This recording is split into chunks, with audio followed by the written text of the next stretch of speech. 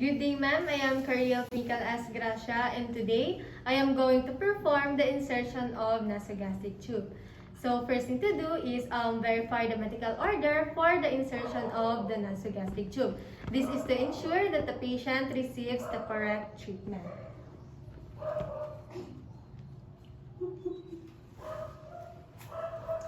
And then perform hand hygiene and put on PPE if indicated. Hand hygiene and PPE prevent the spread of microorganisms. And PPE is required based on transmission precaution.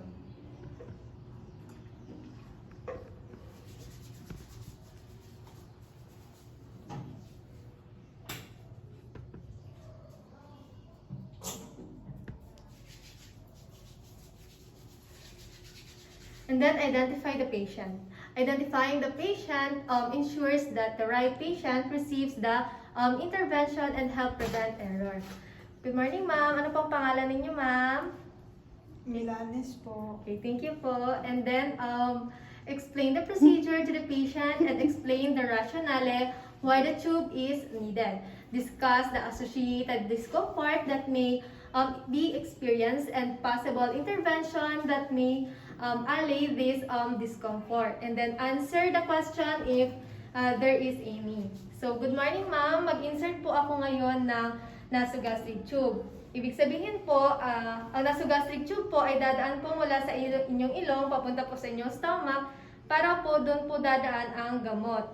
So, makakaramdam po kayo ng discomfort pero pansamantala lamang po. Okay lang po ba yun, ma'am? May mga tanong po ba kayo? Okay, salamat po. And then, gather all the necessary equipment for the NG tube and select appropriate NG tube site. This is to provide for an organized approach to the task. NG tube should be radio-packed, contain clear visible markings for measurement, and may have multiple parts for the aspiration. And then close the patient's bedside or door, and then raise the bed for comfortable working height, usually elbow height of the caregiver. And then assist the patient to high Fowler's position, or elevate the head of the bed to 45 degrees if the patient is unable to maintain an upright position. And then drape the chest with bath towel or disposable pad. And then have emesis basin and tissue handy. So, maglagay po ako ng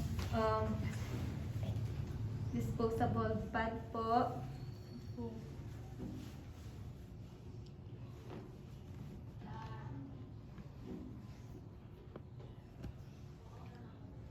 And then, put on gloves.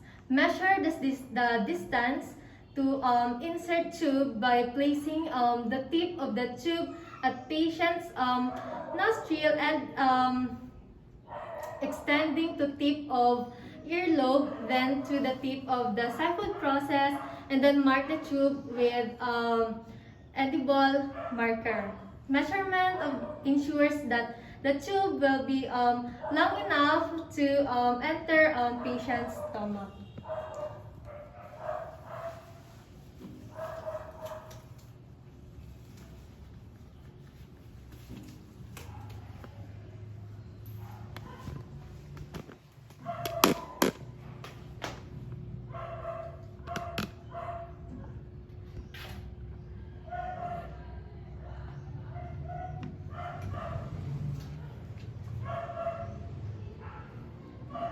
And then lubricate the tip at least 2 to 4 inches with water-soluble lubricant. Apply topical anesthetic to the nostril and oropharynx as appropriate. Lubrication, friction, and facilitates passage of the tube into the stomach. Water-soluble lubricant will not cause pneumonia if the tube accidentally enters the lungs. Topical anesthetics acts as local anesthetics, reducing discomfort. Consult the primary care provider for an order for topical anesthetics such as lidocaine gel or spray if needed. And then select the appropriate nostril. Ask the patient to slightly flex the head back against the pillow. Ma'am, pag-ganyan po kayo na po. Head back po. Gently insert the tube to the nostril while directing the tube upward and backward along the floor of the nose. Patient may gag with tube reaches pharynx. Provide tissue for tearing or watering of eyes. Offer comfort and reassurance to the patient. Ma'am, mag-insert na po ako, ma'am, ha?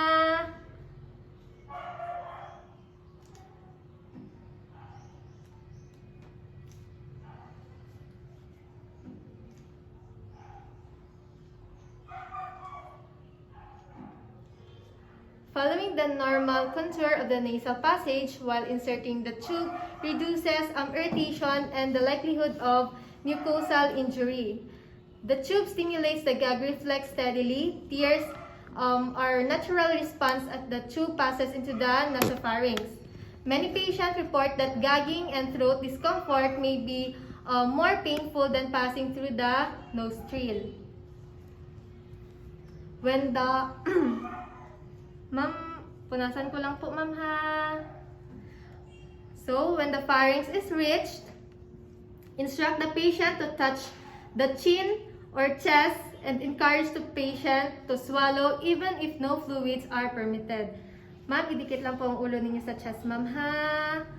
And then, advance the tube in downward and backward direction when patient swallows. Ma'am, 1, 2, 3, lunok. 1, 2, 3, lunok. 1, 2, 3, lunok. And then, stop when patient breathes. If gagging and coughing persist, stop advancing the tube and check placement of tube with tongue blade and flashlight. If tube is curled, strengthen it and attempt to advance it again. Keep the advancing the tube until pen marking is reached. Do not use force and then rotate tube if it meets resistance. Ma'am, i-check ko lang po, ma'am, ha? Nga po, ma'am. Okay po. And then, discontinue procedure and remove the tube if there are signs of distress, such as gasping, coughing, cyanosis, and inability to speak or hum. The tube is in the airway if the patient shows signs of distress and cannot speak or hum. If after 3 attempts, nasogastric insertion is unsuccessful, another nurse may try on or the patient should be referred to another healthcare professional. And then secure the tube loosely to the nose or cheek until it is determined that the tube is in the patient's stomach. Securing the tape with tape stabilizes the tube while position is being determined.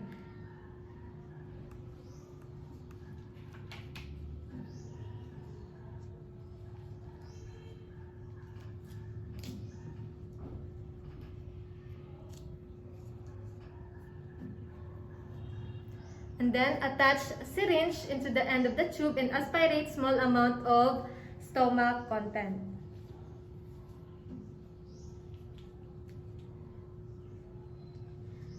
The tube is in the stomach, and if its content can be aspirated, pH of the aspirated can be tested to determine gastric placement. If unable to obtain a specimen, reposition the patient and flush the tube with 30 ml of air.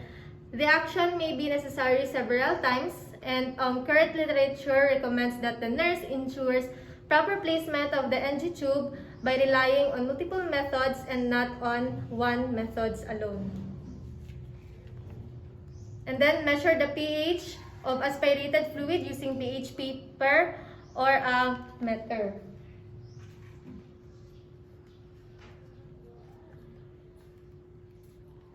Place a drop of gastric secretion into the pH paper or placement of a small amount of plastic cup and dip the pH paper into it. Within 30 seconds, compare the color of the page of the paper with the chart supplied by the manufacturer and then attach the aseptic syringe to the NG tube.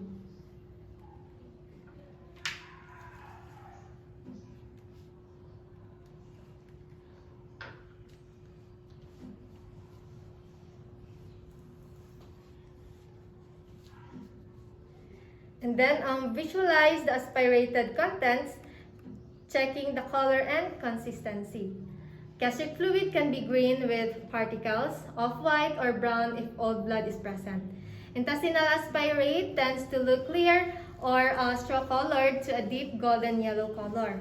Also, intestinal aspirates may be greenish-brown if stained with bile, and respiratory or trachobronchial fluid is usually off-white to tan and may be tinged with mucus. A small amount of blood-tinged fluid may be seen immediately after NG's insertion. And then obtain radiograph or X-ray if placement of tube based on facility policy. The X-ray is considered the most reliable method for identifying the position of the NG tube.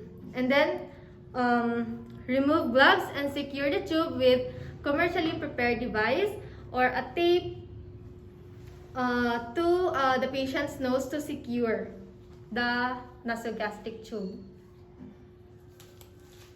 Skin barrier improves adhesion and protects skin. So, constant pressure of the tube against the skin and mucous membranes may cause tissue injury. Securing the tube prevents migration of the tube inward and outward. So, cut a 4-inch piece of tape and split bottom 2 inches or use packed nose tape for the NG tube. Place the unsplit end over the bridge of the patient's nose.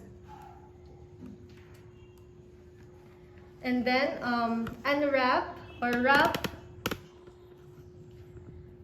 at the end until into the tubing and up over onto the nose. Be careful not to pull the tube too slightly against the nose.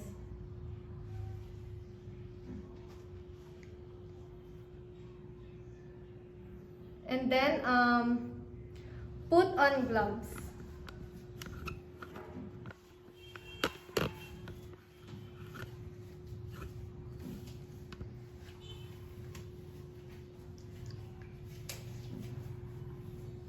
And then clamp tube and remove the syringe cap and tube or attach the tube to suction according to the medical order. Suction provides for decompression of stomach and drainage of the gastric contents.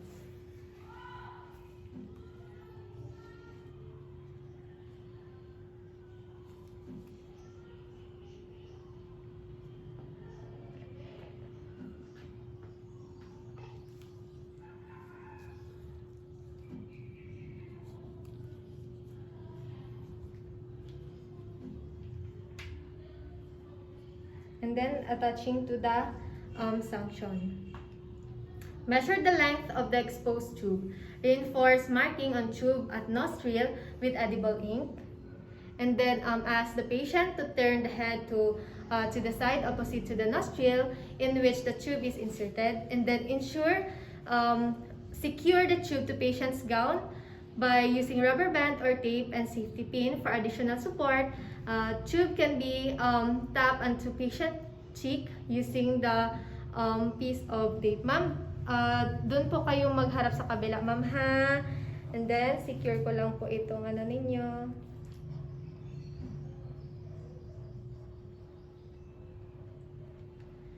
And then,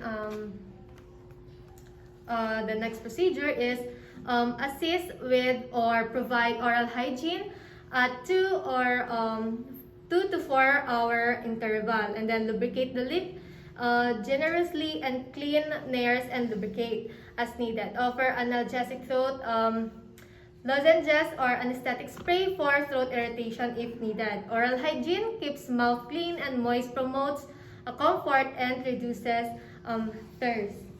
Ma'am, gusto niyo po magmumog po?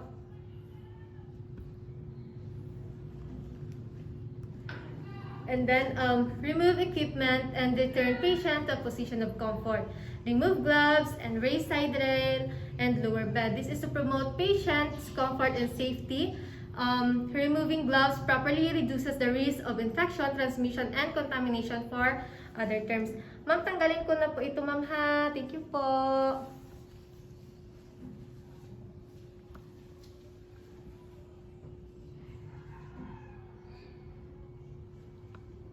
Ma'am, okay na po kayo sa position na ganyan, ma'am. And then, remove the gloves.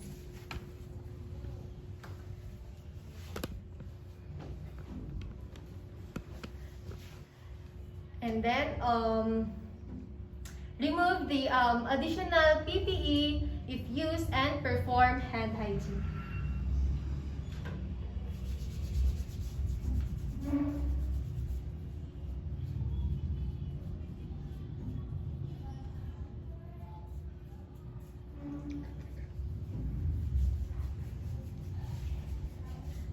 And then document the procedure done, and that's all for the insertion of nasogastric tube. Thank you, ma'am.